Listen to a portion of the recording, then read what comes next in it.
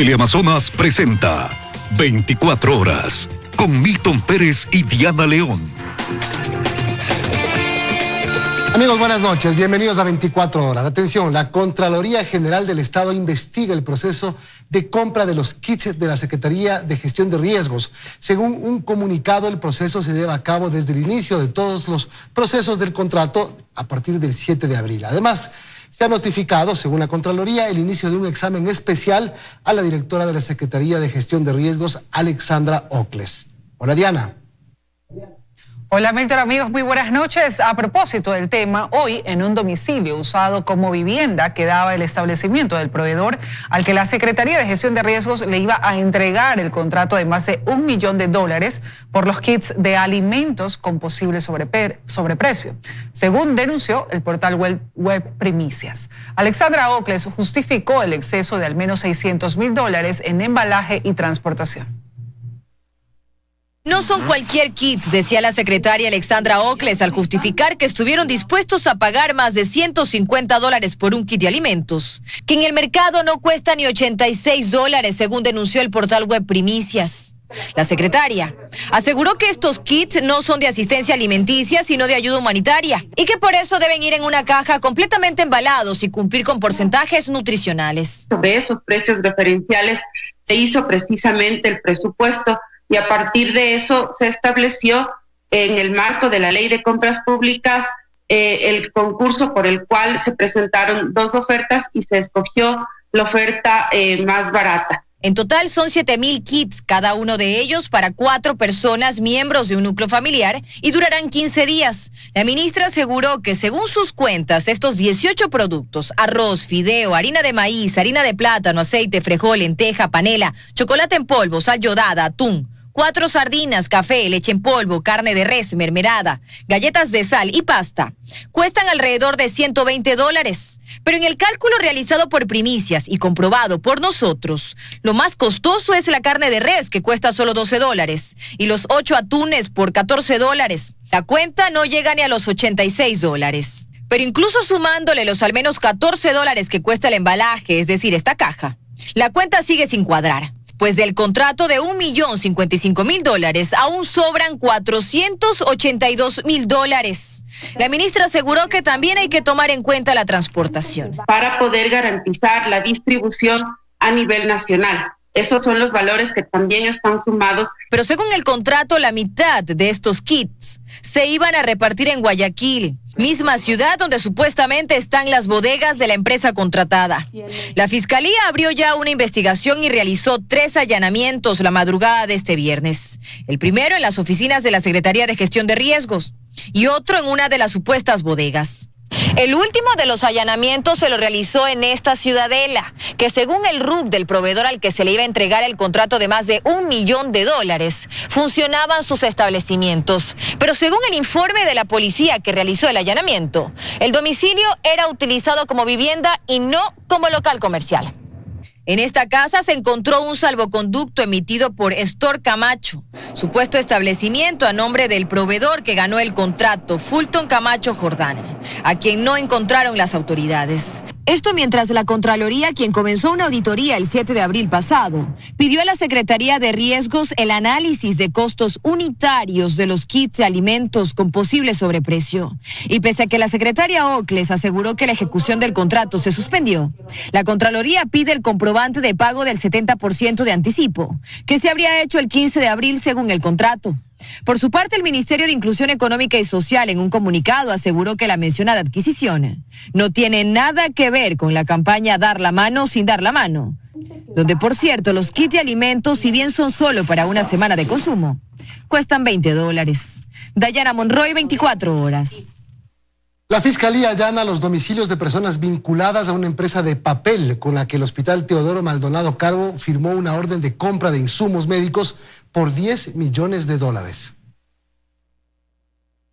Debieron ser sus oficinas las intervenidas, pero al ser una empresa de papel, la Fiscalía tuvo que allanar los domicilios y detener al representante, el contador y 2 socios de la empresa Almantop S.A., firma dedicada a la venta de comidas, pero que entró como proveedora de insumos médicos para el IES.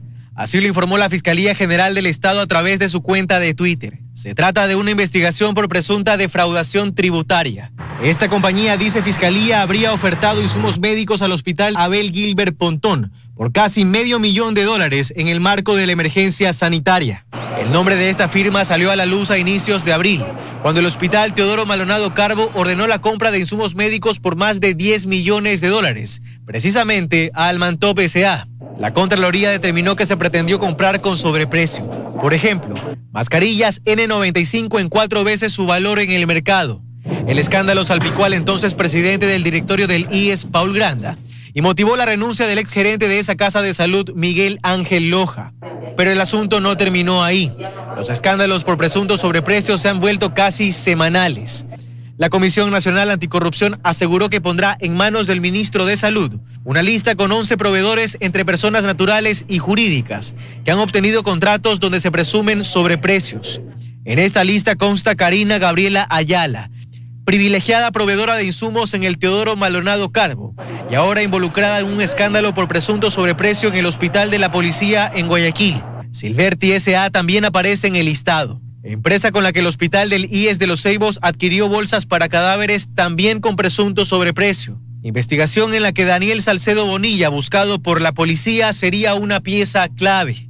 La ministra de Gobierno, María Paula Romo, se refirió a estos casos. Investiguen, sigan investigando, sigan sacando a la luz. Durante la emergencia hay, al menos en el gobierno nacional, más de 1,000 instituciones contratando directamente a propósito de la emergencia. Y no es posible detener contrataciones porque hay que lograr los objetivos, sobre todo los de salud. Pero es imperdonable que alguien aproveche la emergencia para cometer cualquier tipo de irregularidad. Esa ha sido y esa seguirá siendo la postura del gobierno. Según el CERCOP, durante la emergencia sanitaria se han contratado $79 millones, 34 de ellos corresponden a casas de salud. En Guayaquil, Carlos Acoto, 24 horas. Esta mañana la Fiscalía de Ambato allanó las áreas administrativas del Hospital Docente para recoger indicios de supuestas irregularidades y sobreprecios en la adquisición de trajes de seguridad para el personal médico. La gerente de esta casa de salud fue cesada de sus funciones.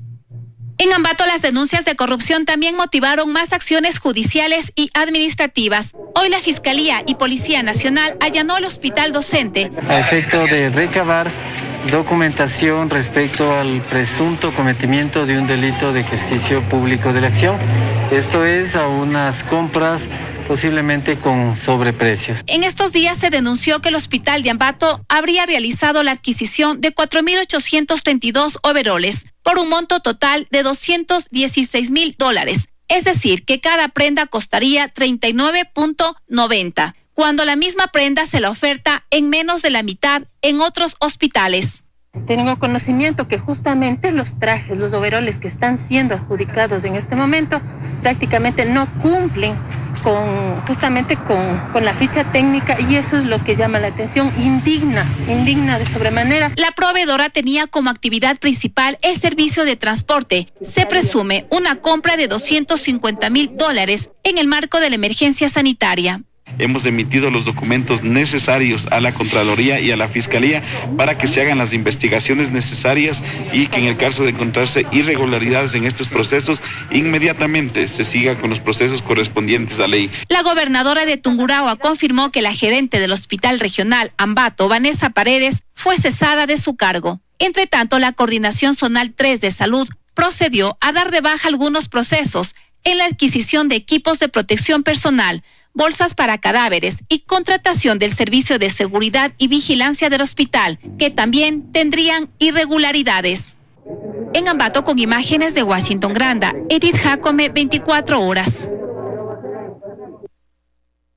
Bien, revisamos otros temas. Daule, el segundo cantón con mayor cantidad de casos de COVID-19, decidió cambiar el color del semáforo de rojo a amarillo a partir del martes 13 de mayo.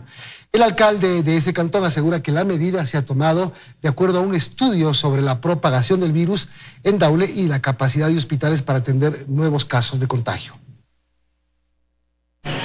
La decisión ya está tomada. Daule, el cantón que pasó a ser el segundo de la provincia del Guayas con mayor cantidad de casos COVID-19 confirmados, 713 según el Ministerio de Salud, cambiará de color de semáforo. El próximo martes 13 de mayo pasará de rojo a amarillo. Fue una decisión que este viernes el Comité de Operaciones de Emergencia Cantonal tomó. Son 3 parámetros importantes a considerar para el cambio de color. Primero, que la curva de contagios se aplane. Hicimos un muestreo que les permitió determinar que un 35% de los habitantes del cantón ya han contraído COVID-19 y se han recuperado o registran poca carga viral. El segundo parámetro para determinar el cambio en el semáforo es el número de fallecidos y de atenciones hospitalarias que han disminuido. Entre finales de marzo y abril, 800 decesos inusuales con sospecha de coronavirus se registraron en Daule, según el alcalde. Actualmente esa tasa de mortalidad ha bajado tanto que estamos entre 2, 3 o 4 fallecidos al día. El municipio también está mejor preparado para afrontar un segundo brote de ser el caso. La capacidad de atención en la red de salud del cantón se ha ampliado. Ahora cuenta con 2 centros de salud que atienden las 24 horas del día, con 2 clínicas móviles recientemente adquiridas y con un centro adecuado para recibir a pacientes que necesiten oxígeno para su recuperación. En el número de camas apenas teníamos 16 camas en el hospital básico. Al momento 68 camas con sus respectivos tanques de oxígeno. Incluso se ha dotado de mascarillas a la población a la que ahora se le pide su colaboración. Necesitamos del compromiso de la ciudadanía de salir solo el jefe de la familia a trabajar para buscar el sustento diario. Si eso ocurre, no tiene por qué haber un brote. Los ciudadanos, por su parte, tomaron el cambio de color con agrado, pues quieren volver a su trabajo. Ya el dinero que teníamos ya se nos ha terminado. Todos queremos trabajar, volver a la normalidad. Así los dauleños desde este martes tendrán nuevas medidas obligatorias que acatar tras la decisión del COE cantonal. Locales comerciales con 30% del aforo, instituciones públicas y empresas privadas con máximo la mitad del personal y buses de transporte urbano e interparroquial ocupados solo el 30%. En tanto que la circulación vehicular se incrementará a 2 días por semana y el toque de queda será de 6 de la tarde a 5 de la mañana. Luisa María Heredia, 24 horas.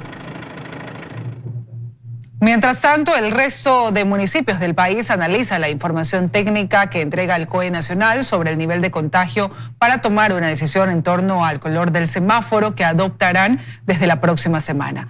De momento, Ambato, Ibarra y Santo Domingo de los Áchilas caminan a la reactivación económica. El Ecuador, que está por cumplir 60 días de cuarentena, empieza a buscar un equilibrio entre la protección sanitaria y el movimiento de su economía, que está agonizante.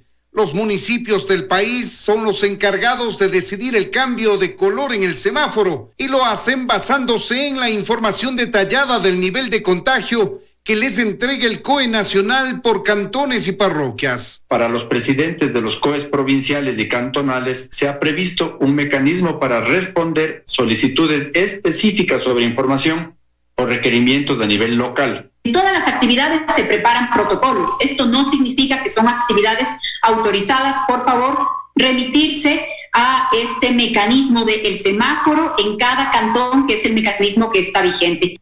El COE cantonal de Ambato sesionó esta mañana y decidió mantenerse en rojo, al menos durante la próxima semana, pero están armando un plan de reactivación que se aplicará en cuanto la estadística de contagios lo permita, dice el alcalde. Ya estamos pensando en un plan integral de reactivación económica para la ciudad de Ambato, pero al menos esta semana vamos a mantener la semaforización roja. La ciudad de Ibarra también está analizando una reactivación económica para su cantón y el cambio de color de semáforo, pues toda la provincia de Imbabura tiene menos de 120 contagios. Ayer nos reunimos con este equipo y han sugerido que permanezcamos en semáforo rojo. Mientras tanto, vamos a preparar a la gente con los elementos de bioseguridad en cada local para prepararnos a una reapertura, pero ordenada. Santo Domingo de los Áchilas, una ciudad volcada al comercio, a la agricultura y ganadería, también busca reactivarse, pero observando las cifras, dice el alcalde. El día de ayer sesionó el COE cantonal y tomó ya la resolución. A la semana que concluye el día 17, seguimos en rojo. Hemos algunas de las actividades de la construcción autorizado que comiencen a dinamizarse. En Quito, Freddy Paredes, 24 horas. Más de 180 millones de dólares han perdido los restaurantes del país debido a la situación generada por la emergencia. Esto se refleja en una pérdida de empleos de entre el 20 y el 30%. Por eso el sector, conjuntamente con el Ministerio de Turismo, elaboraron un protocolo para la reapertura de establecimientos. Uno de los sectores más afectados por la emergencia sanitaria es el de los restaurantes, que generaba importantes fuentes de empleo, pero que también pasa por momentos difíciles. La pérdida del mes de abril fue de alrededor de $180 millones en los restaurantes en el Ecuador. Evidentemente, esto también ha representado que entre un 20 a 30% del recurso humano que trabajaba para los restaurantes haya sido ya separado. Pese a que muchos restaurantes atienden a domicilio, esto no es suficiente para pagar los gastos operativos y la nómina. No alcanza para cubrir ni una tercera parte. ¿Sabes qué es lo que va a pasar, María Gracia? De aquí, ¿qué pasa si a finales de este mes sigue el semáforo en rojo y podemos abrir en julio y en agosto? Cuando ya den el semáforo amarillo, ya no va a haber restaurantes para abrir. Por esto ellos, junto con el Ministerio de Turismo, elaboraron un protocolo de medidas de bioseguridad para la reapertura de establecimientos de alimentos y bebidas. De hecho, este no es únicamente para el momento que abran los locales al público. Los restaurantes ya están aplicando las medidas para el servicio a domicilio. Para que también los consumidores, nuestros clientes, se sientan tranquilos, seguros. El protocolo de 21 páginas determina los lineamientos para la protección del personal y de los clientes. Este es un protocolo integral que cubre desde el guardia de seguridad hasta el gerente general. Cuando cambie el semáforo, nosotros vamos a estar listos y preparados para recibir a nuestra gente. El cliente, el que también tiene que estar claro en su responsabilidad de cuidarse, de tener una máscara siempre puesto, de, por supuesto, el gel alcohol para las manos, lavarse las manos. La compleja situación no es nueva. Durante la crisis de octubre, el país sufrió importantes pérdidas económicas y muchos restaurantes utilizaron los recursos que tenían y sus ahorros. Ahora esto significa un problema para la supervivencia de las empresas y de los puestos de trabajo. Aún no tienen fecha para la reapertura física, pues dependen de la decisión de los COE cantonales. El país está listo para que sus negocios funcionen, para que haya liquidez. Lo que está claro es que ya los restaurantes formales están listos y preparados para cumplir con lineamientos de seguridad, con el fin de recibir a sus clientes y reactivar la economía. En Quito, María Gracia Costa, 24 horas. Los comerciantes en playas indican que no han podido abrir sus locales por la falta de movimiento turístico, que era su principal fuente de ingresos. Desde la municipalidad se ha indicado que se mantendrá con semáforo en color rojo hasta el 15 de mayo. Y aunque el sol y el clima agradable de siempre nos acompaña, lamentablemente Playas luce así, completamente desolado. Uno de los principales balnearios de la costa ecuatoriana también ha detenido su principal actividad, el turismo, por esta emergencia. Muchos comerciantes aseguran que sus locales no se han podido abrir ya que no hay clientela y han tenido que buscar otra manera de buscar el alimento. Carmen es una de ellas. Prácticamente no vivimos en nada ahorita, porque nosotros hemos trabajado siempre por el turismo y como ahorita no hay turismo, nuestros locales están cerrados. Según las cifras proporcionadas por la municipalidad, en este cantón de la provincia del Guayas, hasta el momento se han registrado 91 casos de COVID-19, por lo que el alcalde Dani Mite ha tomado medidas, incluso emitiendo una ordenanza para quien no cumpla con la disposición de utilizar mascarillas, guantes y gafas, con una sanción de 8 horas de labor comunitario y, de ser reincidente, el 5% de un salario básico unificado. Cifras que no queremos que suban, cifras que queremos que el gobierno nacional, con toda la ayuda necesaria, esté aquí en el Cantón Playa para que esa cifra no suba. Han decidido mantener el semáforo en rojo hasta por lo menos el 15 de mayo. Y como ven, mercados se encuentran atendiendo, indicando las disposiciones del lugar y sobre todo cumpliendo con el orden y la seguridad con arcos como este para desinfectar. Respetando la norma de ingreso. Un número de 20 personas, no más de 15 minutos internos y teniendo también el espacio físico de 1 metro de distancia. Esperan poder pronto abrir las puertas de sus locales, recibir a turistas como antes, con los brazos abiertos, un clima espléndido y gastronomía sin igual, solo que ahora, mucho más seguros. Valery Villalba, 24 horas. Los ciudadanos en fase intermedia de coronavirus se encuentran en los sectores populares del sur y noroeste de Guayaquil. Y justamente en el noroeste de la ciudad es uno de los puntos más afectados por la pandemia y donde menos se respeta el distanciamiento social. Este es el sector conocido como la entrada de la 8 en el noroeste de Guayaquil. Las imágenes se explican solas. Muchos por necesidad debieron salir a trabajar. El problema es que no todos respetan el distanciamiento ni toman precauciones. El estudio epidemiológico realizado por el municipio de Guayaquil con una empresa privada reveló que los ciudadanos en fase intermedia de la enfermedad, cerca de 500,000, se concentran en los sectores populares del sur como Acacias y Guasmos y noroeste como la entrada de la 8, Paraíso de la Flor, El Fortín, Monte Sinaí, entre otros. Esto convierte a la zona de la perimetral en una de las más afectadas, por lo que las autoridades anunciaron la implementación de un hospital municipal. Se hará con las Fuerzas Armadas, ellos pondrán la carpa y Guayaquil pondrá el sistema de oxígeno por camas y la alimentación. El Ministerio de Salud debe poner el personal. El municipio confirmó también que el 33% de los guayaquileños se ha contagiado de coronavirus, es decir, casi 1 millón de personas tienen o han tenido COVID-19. Y esta es la fotografía del momento. Faltan las 2 fotografías posteriores para saber hacia dónde se está moviendo el virus, si ha bajado el nivel de contaminación o si ha subido el mismo. Guayaquil seguirá en semáforo en rojo hasta el 24 de mayo. Un cambio de color solo sería posible después de esa fecha y según los reportes de 2 muestreos más que se realizarán en las próximas semanas. Joana Ramos, 24 horas. No tenemos retorno. Bien, señor ministro, estamos con usted. Buenas noches, ¿me escucha? Sí, buenas noches, ¿cómo está? Buenas noches. Permítame saludar a su distinguida audiencia. Ahí estamos ya con el video. Ministro, la noticia del momento, una vez más, es el anuncio de que ya, según el ministro de Finanzas, se están preparando los decretos para la eliminación de los subsidios a los combustibles. ¿Cómo está esto? Muy bien, yo creo que corresponde al ministro de Energía y Recursos Naturales no Renovables toda la parte técnica. La parte técnica es un proceso que recoge una enorme cantidad de información. Información que está desperdigada en muchos consumidores, en muchos lugares geográficos. Todos estamos conscientes de que vivimos un periodo muy interesante. Precios bajos del petróleo. Entonces hay que aprovechar estos momentos del mercado. Así funcionan los mercados. Hay precios bajos, hay que aprovechar el mercado.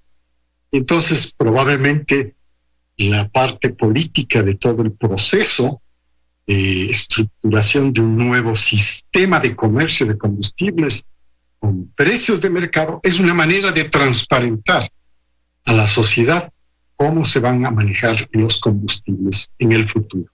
Es decir, y los combustibles que han sido seleccionados son gasolina extra y diésel. El gas está completamente fuera de alguna intención de eliminar o focalizar el subsidio, el gas doméstico. A ver, el gas no se toca. Tampoco se tocan algunos de los productos derivados del petróleo que tienen consumidores pequeños y especiales. Igual no tiene un significativo peso dentro de las finanzas. ¿Cómo cuáles? Los que realmente son de gran consumo para el Ecuador son la gasolina extra y por otro lado el consumo de diésel. Comprenderá, el país se mueve, el país está retornando a la reactividad. La reactividad significa consumo también. Y el consumo significa parte de toda esta temática de recuperar el empleo, recuperar la actividad de negocios. Es decir, se empieza a mover todo. No es que le habíamos paralizado, no. Sí se mantuvieron, por ejemplo, toda la cadena alimentaria. Y esta se abastecía de combustibles que estaban refinados, que ya habían sido procesados, que ya habían sido comprados en el mercado. Entonces, estamos viendo también un proceso de recuperación del bombeo de los oleoductos que fueron destruidos por este accidente natural, una crecida del río Coca de casi 10 veces hemos registrado el volumen normal, 10 veces más de registro. Ministro, vamos a detallar el tema de la reactivación de OCP, SOTE, Poliducto. Terminemos con el tema de los combustibles. El tema de los combustibles. Usted dice, hay que aprovechar el momento. Con la baja del precio del petróleo, inclusive pueden bajar de lo que están los precios de los combustibles. La gasolina super para este mes bajó significativamente. El tema es, hasta que tomen la decisión, capaz el petróleo sube de nuevo. No, vamos a vivir un periodo y bastante largo de precios bajos. ¿Cuánto tiempo calcula usted? La economía mundial es la que compra nuestros productos, como en este caso el petróleo, muchos de nuestros productos de exportación. Pero la economía recordemos, va a tomar un largo plazo, lento, y va a ser un periodo de precios bajos. Más o menos. Entonces, ¿cuánto tiempo? Bueno, yo he estimado, por ejemplo, y comparto con usted y con su distinguida audiencia, que para este año 2020 tal vez podríamos promediar $25 por barril. Es un buen promedio, pero significa casi significa el 50% menos del precio que fue presupuestado en noviembre del 2019. Porque era 51. Ahora el promedio que yo estoy estimando es que le tomo estas figuras de muchos estudios y análisis de muchas instituciones de un gran prestigio mundial para poderle acomodar a nuestro mercado. Entonces, $25 por barril podría ser un buen promedio. Ministro, el promedio del 2019 estamos pensando que podría ser $30 por barril. Con ese precio del petróleo, digamos que se cumple y entre 25 y 30, no sé si usted me pueda decir y decirle a la audiencia, más o menos, si es que se eliminan los subsidios al diésel y a la extra, ¿cuánto van a costar los galones de diésel y extra con ese presupuesto de petróleo? Bueno, el presidente de la República tiene que anunciar, esa es la parte política. La parte técnica la pongo yo. Técnicamente, ¿cuánto costaría? Claro, el presidente va a anunciar porque el presidente tiene ese privilegio de tomar la decisión política, viendo cómo todo este proceso de reactivación se desarrolla. Tiene que ver si es que el precio del petróleo con el que se puede arrancar en este nuevo sistema de comercio, con precios de mercados, el precio del petróleo y de los derivados podría ser uno de los estímulos interesantes que puede ser utilizado dentro del proceso de reactivación. En definitiva, pero en un mercado de precios libres. En definitiva, el shock para el consumidor vendría cuando el precio del petróleo suba. No hay shock, porque le estoy anticipando que los precios, vamos a vivir con precios bajos. Pero no toda la vida. No puede ser para toda la vida. Todos estamos viviendo la misma situación en el mundo. Claro que sí.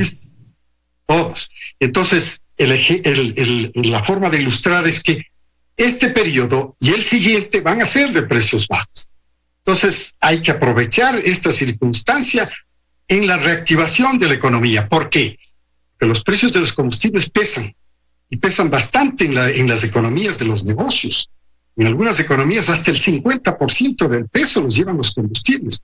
En otras economías desde el 15% el peso de los combustibles. O sea, realmente el presidente de la República es quien toma esa decisión. Esa decisión va a ser tomada, todo el aporte de data técnica ya está listo. ¿En qué punto de la decisión estamos? ¿En la firma del decreto y publicación en el registro oficial o todavía no se hace el decreto? Claro, hay que establecer también las reglas, ¿no? Esos decretos presentan ante los actores propiamente dichos, porque fíjese usted la cantidad de actores que intervienen, y también las compañías comercializadoras de combustibles, y también las compañías distribuidoras de combustibles, todos entran en el sistema. Entonces, se necesita esta documentación legal, que es muy importante, porque esto es lo que da reglas del juego. Con estas reglas del juego de comercio de combustibles libres, comercio de combustibles libres a precios de mercado. Es decir, una flotación del combustible. ¿Para cuándo calcula usted que se firmaría el decreto? Correcto. Es decir, puede subir, puede bajar, puede subir, puede bajar. Pero en este ambiente de precios bajos que estoy manifestando, que es la forma como se va a desarrollar el mercado en los próximos 6 meses y en el próximo año 2021. ¿Hay fecha para el decreto? No, eso tampoco. Esta no está dentro de mis facultades. Para los próximos 6 meses o un año quizás. Porque el ministro de Finanzas dice que está marchando el decreto, pero está marchando desde octubre. Bueno, es que Bueno, que sea el presidente el que lo decida, señor ministro. Hablemos del OCP, SOTE y Poliducto. El 7 de abril, hace un mes, se produjo esa triple mala suerte que se rompieron los 3 ductos del país. ¿Cómo están? OCP empezó a operar ya. Muy bien, yo creo que hemos pasado por una etapa muy interesante. Hemos podido reparar, hemos podido contener, hemos podido recolectar y hemos podido remediar. O sea, el sistema de oleoductos es un proceso bastante técnico, parece que no lo sería, pero es un proceso bastante técnico. Ahora nos toca alinear la producción con las exportaciones. Y también antes de este proceso de rotura del sistema de oleoductos, teníamos que alinear la producción con la refinación y con las exportaciones. Ahora no hay refinación por el momento. Están totalmente cerradas las refinerías de Libertad, la refinería de Esmeraldas y la refinería de Shushufindi. Entonces, este proceso de alineamiento por el momento es la producción con las exportaciones. Entonces, en ese proceso viene un sistema de reprogramación de toda la reapertura de pozos. Hay más de 1,000 pozos que tienen que ser procesados, vueltos a poner en marcha, operación. Ajá. Imagínense, llegamos a 0 en producción, porque el 0 era una significativa señal de que ya no hay más espacio en Lago Agrio para almacenar. Y por supuesto, llegamos también a vaciar los tanques embalados. Se pudo despachar un barco, pero ya al resto de barcos, al resto de embarques se les tuvo que decir, paren, hay una fuerza mayor, y esa fuerza mayor significa que necesitamos, cuando se restablezca todo, tenemos que volver a reprogramar todo. Ya están programadas las ventanas de exportación también. Sí, este 7, ayer ya se hizo el primer embarque. El bombeo está funcionando. Todas las pruebas físicas se han hecho, pero el restablecimiento de la producción va lento. Y tiene que ir lento, porque cada pozo es un comportamiento muy peculiar de ese campo, de ese pozo. Entonces, estos procesos, yo me puse a estudiar un poco y reconocí que yo tenía miedo de que no se puede recuperar toda la producción. No se pierde la producción. Entonces, el proceso de recuperación va lento, al igual que va lento el proceso de bombeo hasta llegar a la capacidad de bombeo que teníamos de 535,000 barriles por día entre los 2 oleoductos. ¿Cuánto es la pérdida? La OCP ya tiene también programación para el 10. ¿Cuánto es la pérdida total? También terminó todo el proceso de reparación. Ha sido un trabajo de 24/7. Estos son horarios de trabajo realmente en las condiciones más extremas que uno puede imaginarse. Pero vea usted, ya está. Todo está funcionando. Tenemos, digámoslo así, la maquinaria en el sitio.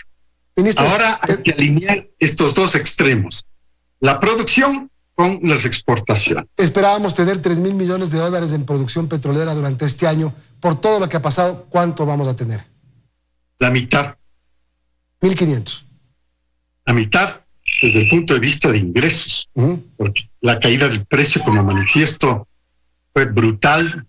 Un colapso, le impactó a todos, a todo el mundo, impactó también a nosotros, pero hay que reconocer que este proceso de reactivación en el que ya está embarcado todo el mundo, y Ecuador también está en el proceso de reactivación de la economía. Ahora yo puedo introducir y debo introducir para poder ilustrar a su distinguida audiencia un concepto que es muy importante en este proceso, que es el market share, la porción de mercado que tenía el crudo oriente ecuatoriano y la porción de mercado que tenía el Napo ecuatoriano.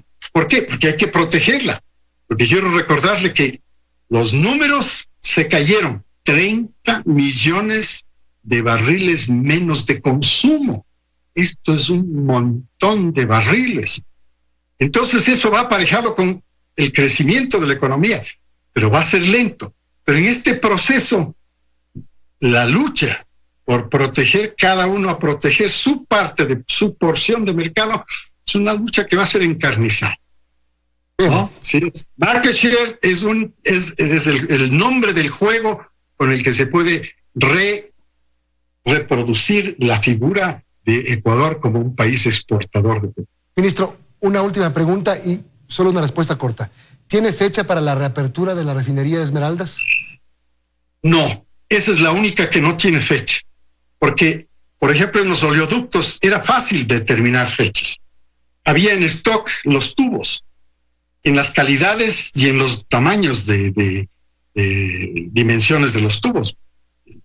26, 40 pulgadas, 6 pulgadas, todo estaba listo, válvulas, toda la maquinaria de instalación también. La refinería de Esmeraldas no. Estos equipos hay que mandarlos a manufacturar. Bien, gracias, ministro, por atender la entrevista. Tenga buenas noches. Encantado.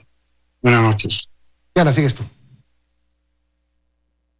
Más noticias aquí en 24 horas. La función judicial afina el protocolo para el restablecimiento parcial de actividades en las Cortes de Justicia del país. El Consejo de la Judicatura resolvió que las actividades se reanudan este lunes 11 de mayo. La fecha prevista por el Consejo de la Judicatura se aplicaría en prácticamente toda la función judicial. Se reabre la atención en las notarías y esta vez se dispone también que el lunes 11 de mayo se retomen actividades en la Corte Nacional de Justicia y Cortes Provinciales del país. Para ello, y como se ha establecido ya en otros casos, se dispone, por ejemplo, implementar la ventanilla virtual para la prestación del servicio de justicia. Además, se habilitarán las ventanillas físicas para la recepción de escritos en la Corte Nacional de Justicia y las Cortes Provinciales de Justicia, cumpliendo el protocolo de bioseguridad. Además de establecer mecanismos de turnos para la presentación de escritos. Hay protección para los grupos vulnerables. Los jueces que presenten condiciones de vulnerabilidad conocerán y resolverán las causas relativas a garantías jurisdiccionales sin excepciones a través de medios telemáticos.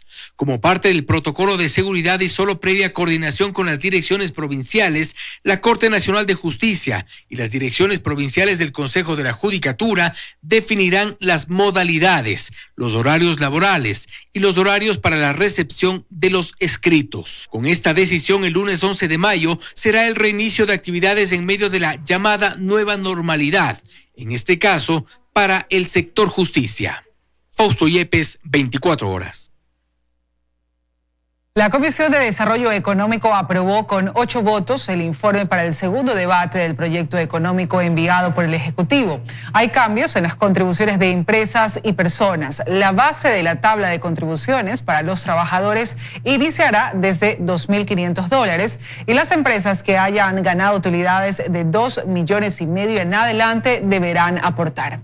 Hay 2 informes de minoría.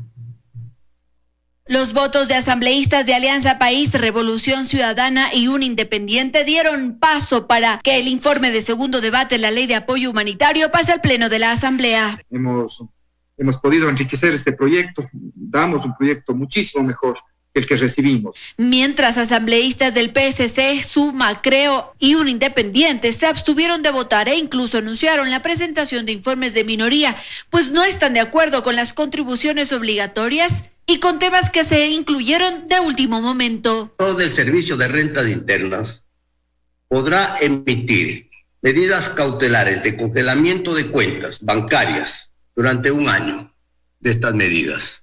Señores, ¿qué estamos aquí provocando en el Ecuador?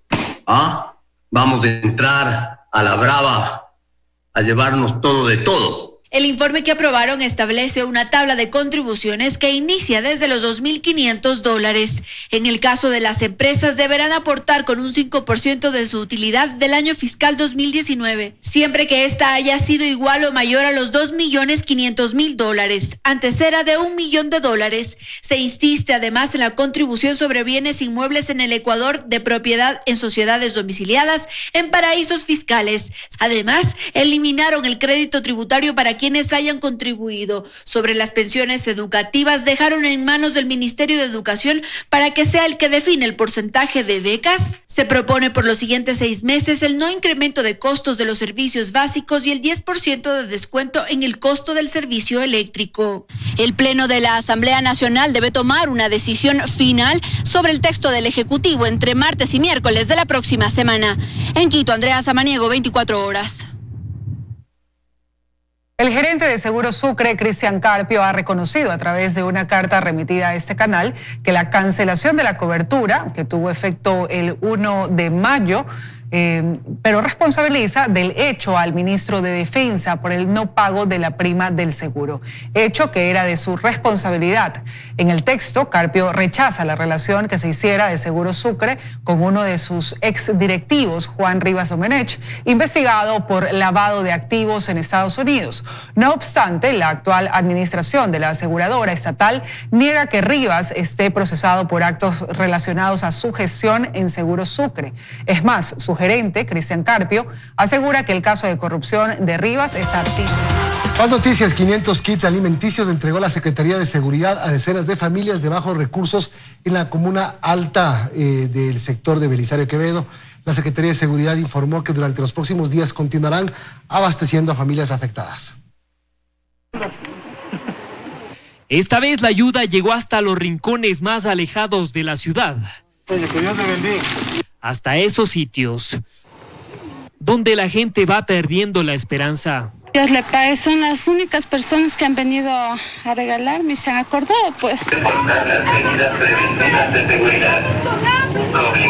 Cerca de 500 kits alimenticios entregó la Secretaría de Seguridad esta tarde a familias de bajos recursos. Difícil aquí llegar con vehículos, por eso es que ya llevamos aproximadamente 2 horas de caminata y tenemos que seguir subiendo y tenemos que seguir llegando a cada uno de estos sectores. Y es que esta parroquia, la Belisario Quevedo, es una de las más golpeadas por el COVID-19. Esta parroquia, conjuntamente con la parroquia Kennedy, han sido pues las que han repuntado en este comportamiento. Los moradores están conscientes de la situación y evitan salir a las calles. Agradecieron a las autoridades desde sus terrazas y ventanas.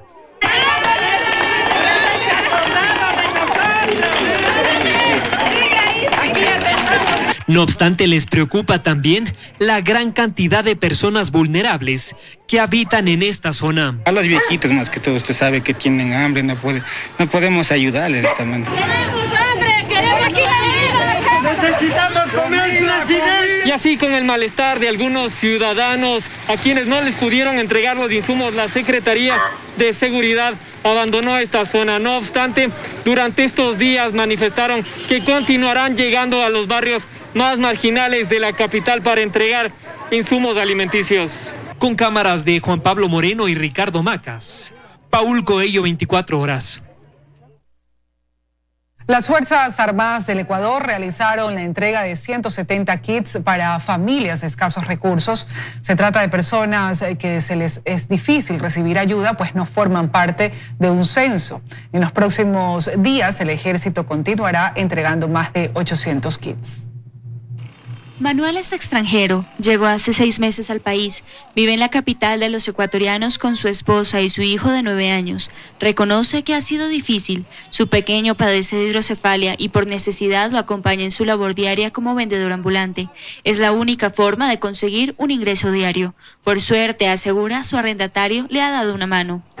Bueno, gracias a Dios, donde vivimos la señora no nos ha cobrado por la situación del niño, pero hay muchos venezolanos que sí le están cobrando los arriendos. Hay muchos venezolanos que se están yendo a diario aquí. Este viernes se encabezaba una larga fila de espera para ser acreedor de un kit de alimentos, una cooperación que otorgan las Fuerzas Armadas del Ecuador a personas a las que muchas veces la ayuda no llega. Lo hemos tratado de hacer justamente con personas que a través de varios oficios que uno puede ver a veces en los semáforos, en los parques, convocarles acá para poder entregar. Nos sentimos satisfechos en poder colocar un granito de arena frente a este drama, a esta crisis que algunas familias están atravesando. Tengo 3 niñas y tengo todo paralizado. Agradecido con todo. Muchísimas gracias. Contenta de esta, es una ayudita, una buena gratificación que nos están dando por todo. Se otorgó un apoyo a 170 familias. Los kits fueron donados gracias a organizaciones y federaciones de militares del ejército en servicio pasivo. Disponemos de un total en este momento de 500 raciones. Al momento están preparándose otras 350 raciones adicionales. Está previsto entregar en varios puntos de la ciudad. Es la forma en la que los militares del país batallan contra esta pandemia desde otro frente, tendiendo una mano a quienes más lo requieren. En Quito, Daniela Valencia, 24 horas. Ecuador celebra el Día de las Madres este domingo en medio de las restricciones para evitar la propagación del coronavirus. Las madres que trabajan en la primera línea de emergencia aprovechan el poco tiempo que tienen mientras realizan su labor para hablar con sus hijos. El amor maternal es un sentimiento que no rompe la cuarentena del coronavirus. Que Diosito le bendiga, mi amor. Quiero mucho, mamá. Yo también, mi amor. Yo también le quiero mucho. Marisabel Rojas labora hace 21 años como enfermera en el Hospital Pablo Arturo Suárez de Quito. Aprovecha los pocos espacios que tiene mientras espera a sus pacientes para hablar con su hija de forma virtual. Estoy muy orgullosa de mi mami, estoy totalmente feliz. Marisabel ha estado durante toda la emergencia sanitaria atendiendo a los pacientes con coronavirus que llegan al hospital. El temor de contagiarse hace contraste con la obligación de cumplir con esta labor que no la hace por un sueldo, sino por verdadera vocación. Seguir luchando por la vida, devolverles la salud. En otra área del mismo hospital está este grupo de mujeres que con sus manos hábiles confeccionan insumos hospitalarios. Verónica habla con nosotros, nos dice que tiene 2 hijos, que es duro dejarlos en casa. Al principio fue bastante complicado, pero ahora ya es un poco más tranquilo. Norma labora como obrera de la recolección de basura en Quito. Le corresponde la zona del Boulevard de las Naciones Unidas en el norte de la urbe. Es un orgullo nosotros estar trabajando y servir a la comunidad a riesgo de nuestra vida. Ya nos preguntan cómo estamos, entonces siempre estamos, al menos con un mensaje, en contacto. La llamada en medio de la ardua tarea demuestra que el coronavirus ha obligado a las madres a ser aún más protectoras, pero esta vez contra un enemigo invisible, y saca a flote su valentía inspiradora durante estos tiempos difíciles. Les digo que les amo mucho y que tenemos que ser fuertes. Pero hay madres que no tienen un trabajo para alimentar a sus hijos. Les toca desafiar el intenso sol y el frío de Quito recorriendo calles para vender algo que les permita generar dinero. Me ha tocado vender mascarillas, guantes para poder llevar el sustento a la mesa de mi hogar, para poderles dar de comer a mis hijos. El próximo domingo que celebramos a mamá será diferente. Algunos tendremos que conformarnos con verla por videollamada, pues mientras dure la emergencia están prohibidas las visitas y celebraciones, así como también limitados los abrazos y besos. Pero que esto no sea un impedimento para expresarle nuestro amor eterno. Helen Quiñones, 24 horas.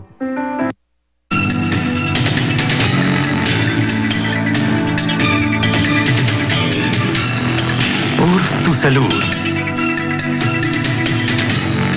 Hola amigos, bienvenidos nuevamente a su programa Por tu Salud. Estamos hablando cuál sería la realidad en un futuro cercano cuando nosotros tengamos que regresar a los trabajos. Cuando nosotros estemos en la situación de acceder a nuestro lugar de trabajo, tenemos que considerar ciertas cosas. La primera es que cada lugar de trabajo debería ya tener sus propios planes operativos de seguridad ocupacional. Entendamos que estas normativas son implementadas por las personas que trabajan dentro de la empresa. Cuando ustedes siguen esos planes, la idea es tratar de reducir al máximo el riesgo de infección entre las personas que acuden a ese lugar de trabajo. Sobre lo demás, ¿qué es lo que nosotros podemos hacer como ciudadanos del momento de ingresar a nuestro lugar de trabajo o al lugar donde nosotros tenemos que acceder? Lo primero es leer lo que nosotros vemos a la entrada de la empresa o de la oficina. Si nosotros vemos estas famosas alfombras desinfectantes de acero inoxidable que están a la entrada de cada uno de los lugares, pues usémoslas, están ahí para ser usadas. Nosotros tenemos que básicamente pisar estas alfombras, hacer una limpieza del calzado como lo haríamos normalmente en un rodapié y posteriormente hacer un secado en el siguiente rodapié para de esta forma no mojar el siguiente espacio dentro de la oficina. Cuando nosotros empezamos con esto, pues entramos a un lugar de trabajo. Inmediatamente en la puerta de la entrada deberíamos tener que existe alcohol gel a disposición para todos los empleados. Y esto es una buena medida, hacerlo al ingreso siempre que lleguemos a la oficina. ¿Qué tipo de vestimenta debería usar yo al llegar al trabajo? Es una pregunta que nos hacen constantemente. La vestimenta tiene que ser normal. Nosotros no creemos que las personas que no estén expuestas a riesgo mayor, como son personal de salud y demás, deberían usar estos famosos trajes grandes que nos cubren desde los pies hasta la cabeza. Simplemente usar nuestra ropa común y corriente, y cuando nosotros lleguemos a nuestros puestos de trabajo, entender que cada puesto de trabajo tiene que estar separado del siguiente compañero por una distancia prudencial de al menos 1 metro o 1,5 metros a 2 metros. Y que nuestra ropa se ubique en un lugar especial destinado para cada uno de nuestros puestos de trabajo. ¿Qué deberíamos tener en nuestros puestos de trabajo? 1, alcohol gel. Alcohol gel es indispensable en cada una de nuestras oficinas, en nuestros lugares de trabajo, junto seguramente a una mascarilla de repuesto, una mascarilla adicional. Acordémonos que cuando nosotros tengamos que salir a esta nueva realidad, todos tendremos que usar mascarillas. Entonces no está de más tener 1 o 2 mascarillas adicionales en el trabajo, en el caso de que se nos pueda haber quedado alguna, o alguna de las personas que necesite algún tipo de mascarilla porque no la trajo, ustedes pueden darla entendiendo que no la habrán usado anteriormente. Por otro lado, nosotros tenemos que entender que cuando nosotros cumplimos con nuestra jornada laboral, tendremos que acudir a ciertos lugares de confluencia masiva. Puede ser la cafetería, puede ser el baño. En estas zonas tener especial cuidado, lavarse las manos, no topar nada que no sea necesario topar y obviamente limpiar después de haber utilizado. Al regresar a la casa, hacer las mismas medidas, tomar medidas de aseo al salir, y pues con eso nosotros vamos a tener todas las precauciones para al llegar a la casa y entrar al trabajo, no contaminar al resto de las personas. Nos vemos en el siguiente programa de Por tu Salud.